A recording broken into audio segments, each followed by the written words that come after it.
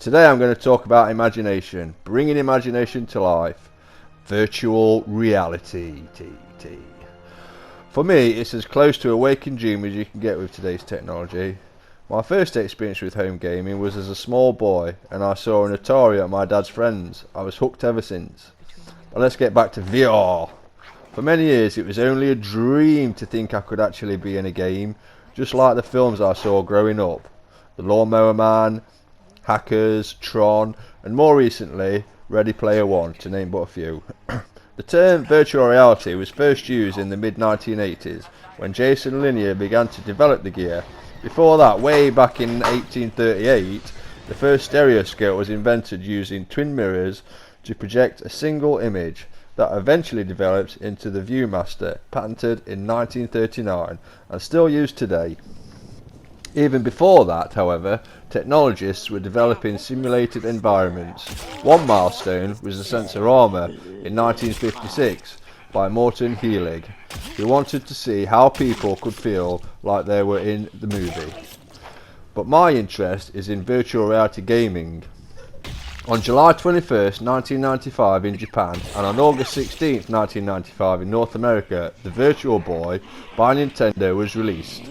The Virtual Boy is a 32-bit tabletop portable game console.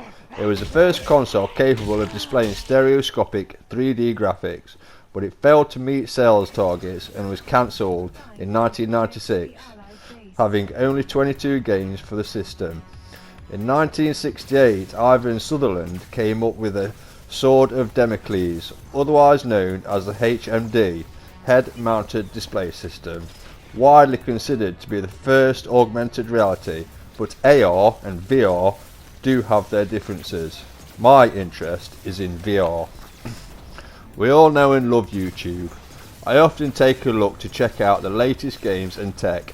On 2012 I came across a video explaining something called an Oculus Rift, founded by Palmer Luckey. I could not believe what I was seeing. Virtual reality was on its way. In my lifetime I could actually put myself inside a game. Well, it was a long wait, 6 years in fact, before I could get my hands on one.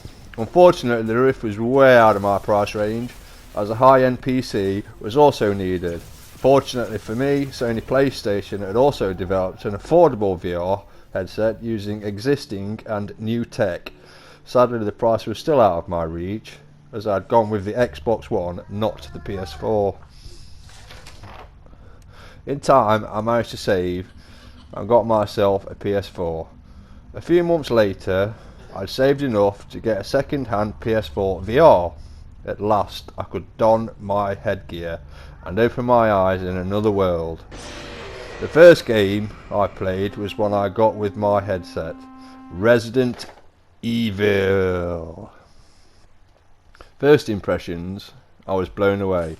It felt like I could reach out and touch things, although looking like a game it all seemed so real.